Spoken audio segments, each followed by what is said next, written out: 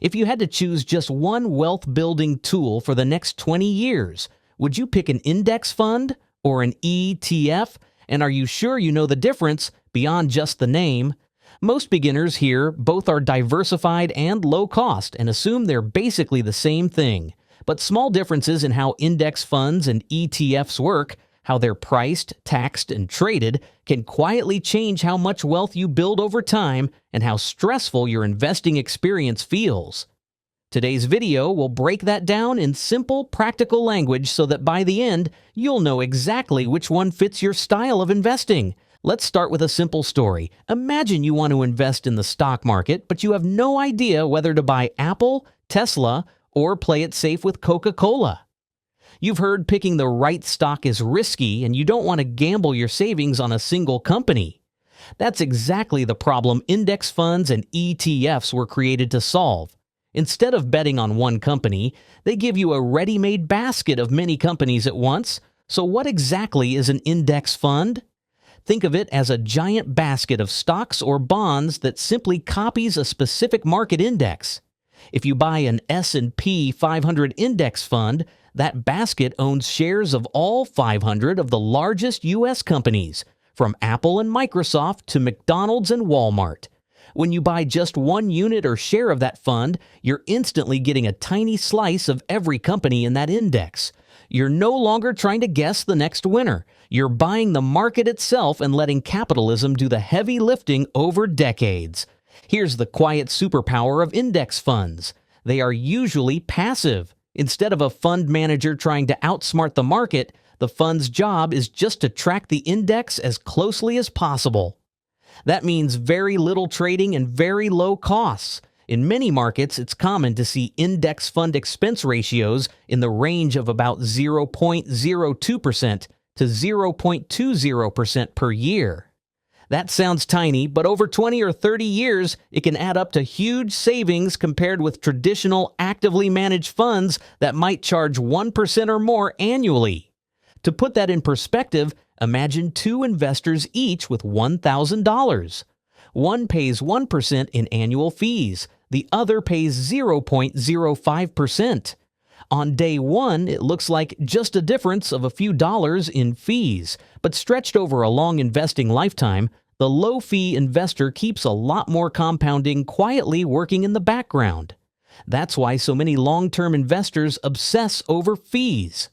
Every dollar that doesn't go to fees can stay invested and keep growing. But index funds have one quirk many beginners don't realize at first. They're only priced once per day. At the end of each trading day, the fund adds up the value of all the stocks in the basket and calculates something called the NAV, the net asset value. Whichever time of day you place your buy or sell order, you still get that single end-of-day price. You can't trade them during the day like a stock. For some people, that sounds like a limitation. For others, it's a hidden benefit. You're not tempted to stare at your portfolio all day and panic every time the market jiggles around. There's also a tax angle twist depending on where you live. In some countries, switching from one index fund to another, for example, from an S&P 500 fund to an international equity fund, may be possible in a tax-efficient or even tax-deferred way inside certain account structures. In other places, like the U.S., selling one index fund and buying another is a taxable event in a normal brokerage account, so you'd likely owe capital gains tax if you've made a profit. The key message, whether index funds have extra tax perks or not, depends heavily on local rules and on whether you're investing in a retirement account or a regular taxable account. So what are the main advantages of index funds so far? Low fees, broad diversification, easy set-and-forget investing, and a simple trading mechanism, buy or sell at the single daily NAV. They also fit really well with systematic investment plans. You can set up an automatic monthly contribution, never think about intraday prices, and just let time and compounding do the work. The trade-off is that you get zero intraday flexibility, and in some countries, less tax efficiency compared with ETFs. Now let's turn to ETFs, exchange-traded funds, and see how they compare. On the surface, an ETF can look almost identical to an index fund. You can buy an ETF that tracks the S&P 500, the NASDAQ, bonds, emerging markets, or even very niche sectors. Many ETFs also track broad indexes passively, just like index funds. So your first impression might be, wait, aren't these just index funds with a different label? Here's where ETFs start to stand out. Unlike index funds, ETFs trade on stock exchanges just like individual stocks. That means you can buy and sell ETF shares anytime the market is open, and prices move in real time throughout the day based on supply and demand. If the market spikes at 11:07 a.m. and crashes at 2:45 p.m., you can act at those exact moments with an ETF. With an index fund, you simply get the closing price no matter when you place the order. This intraday trading is the biggest practical difference. ETFs give you more flexibility and more control over your entry and exit points. For active traders or for investors who like to rebalance at specific times or automate limit orders, this is a big plus.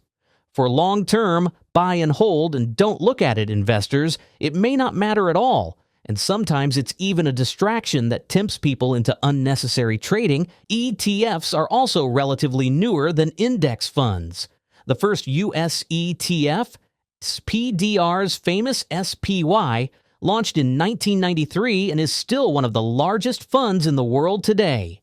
Since then, ETFs have exploded in popularity globally because they combine diversification with stock-like convenience. But that popularity has led to another development. Not all ETFs are passive anymore. While many still just track an index, there are now lots of actively managed ETFs where a professional manager is trying to beat the market by handpicking investments. That sounds exciting, ETF, but with a manager trying to outperform. But there's a crucial reality check here. Over long periods, only a minority of active funds manage to beat their benchmarks after fees. Some research shows that only about 3 out of 10 active funds outperform the market over the long run. That means 7 out of 10 underperform, even though they usually charge higher fees. So blindly picking an actively managed ETF because it sounds sophisticated can actually hurt your returns if the manager doesn't deliver. To ground this in a real-world example, take a popular ETF like Vanguard's VOO, which tracks the S&P 500. Its expense ratio is around 0.03% per year, making it one of the cheapest broad market equity ETFs available. VOO is a distributing ETF, which means it pays out dividends to investors typically every quarter. There are also accumulating ETFs in other markets that don't pay out cash dividends. Instead, they automatically reinvest them back into the fund. The key point is that ETFs can be structured differently around dividends. Some put cash in your pocket regularly, others quietly reinvest for you. Now let's compare index funds and ETFs side by side on the most important points, starting with costs. In many markets, ETFs often have slightly lower expense ratios than equivalent index funds, in part because of their structure. However, ETFs can involve extra trading costs, brokerage fees, taxes on each trade, and sometimes a bid-ask spread. The tiny gap between the price buyers are willing to pay and sellers are willing to accept. Index funds, on the other hand, may have slightly higher ongoing expense ratios, but usually don't involve commission each time you buy and sell, especially if you're investing directly with the fund company or through certain platforms. So if you plan to invest regularly in small amounts and don't want to deal with a broker or pay frequent trading costs, index funds can be very convenient. If you're comfortable with a brokerage app, want intraday trading, and can keep trading costs low, ETFs might edge out on cost over the long term. Next big difference, liquidity and trading behavior. ETFs are typically more liquid in the sense that you can trade them throughout the day, and some of the largest ETFs have extremely high daily volume and very tight bid-ask spreads. That makes it easy to enter or exit positions quickly, which traders love. Index funds don't give you that choice. You buy and sell at NAV once per day. But here's something many investors overlook. As a long-term investor, the ability to trade all day can be more of a psychological trap than a benefit. If your plan is to hold for 10, 20, or 30 years, does it really matter what price you get at 11:23 a.m. versus the closing price? For many people, no. Then there's the question of minimum investment. Some index funds require a relatively high minimum, maybe a few hundred or even $1,000 to get started. ETFs, by contrast, can be bought one share at a time, and many brokers now offer fractional shares, meaning you can start with very small amounts and still buy into the same ETF. This makes ETFs especially friendly for beginners who want to invest small sums frequently but don't yet meet the minimum for a traditional index mutual fund in some markets. Tax efficiency is another crucial angle, and this is one area where ETFs often shine. Because of how ETFs are structured and how they handle inflows and outflows using in-kind creations and redemptions, they tend to distribute fewer capital gains to shareholders. In plain English, that means you are less likely to get a surprise tax bill from capital gains distributions simply because other investors cashed out. With index mutual funds, when other investors redeem shares, the fund might have to sell underlying stocks at a gain, and those gains can be passed on to all remaining shareholders as taxable distributions. Even if you didn't sell anything yourself, that doesn't mean ETFs are tax-free. They're not. But many ETFs are more tax efficient, especially in taxable accounts, because you control when you trigger capital gains by selling your own shares. Meanwhile, both ETFs and index funds are usually very tax efficient inside tax-advantaged or retirement accounts, where gains and dividends may be shielded or deferred. Again, the exact details vary heavily by country, so it's important to understand your local tax rules before optimizing this piece. Another common misconception is that ETFs are automatically safer just because they're diversified. In reality, the risk of any ETF or index fund depends entirely on what it holds. A broad market ETF that tracks the entire stock market can be relatively stable over decades, but an ETF that tracks a very narrow sector, say high-growth tech or crypto-related companies, can be extremely volatile. Diversification within a risky slice of the market is still risky. The same is true on the index fund side. A bond index fund and an emerging markets small-cap index fund will have very different risk profiles. So where does this leave you if you're trying to pick between the two? Think about your own investing personality and circumstances. If you prefer simplicity and don't want to check prices during the day, like the idea of automatic monthly contributions without worrying about trading, don't need intraday flexibility, and are happy with set it and forget it, then an index fund can be a fantastic core tool. It aligns perfectly with disciplined, long-term investing. You pick a broad market index fund or a mix of a few, set up your monthly investments, and let compounding handle the rest. On the other hand, if you are comfortable using a brokerage platform, want to invest in small amounts via fractional shares, like the ability to rebalance or adjust your holdings during market hours, care about tax efficiency in a taxable account, and want more control over when gains are realized, then ETFs might be a better fit. They give you the same core benefits: diversification, low cost, and market exposure with an extra layer of flexibility. There's also no rule saying you must choose one forever. Many investors use a mix. For example, they may hold broad market ETFs in a taxable account for tax efficiency and use index funds inside a retirement or long-term plan where contributions are automated. Or they may prefer ETFs for certain markets where ETF options are clearly cheaper, and index funds where minimums and systematic plans are more convenient. The most important mindset shift is this: the right answer is not ETFs are always better or index funds are always better.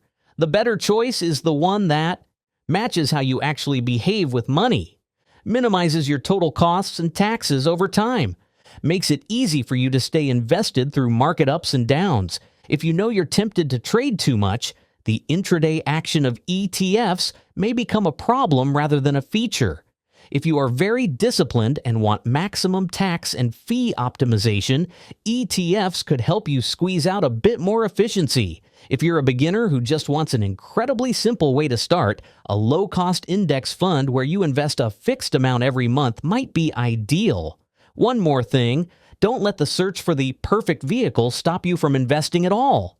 The biggest difference in your long-term wealth will come from starting early, contributing consistently, and staying in the market through good times and bad in something well-diversified and low-cost, whether that's an index fund or an ETF.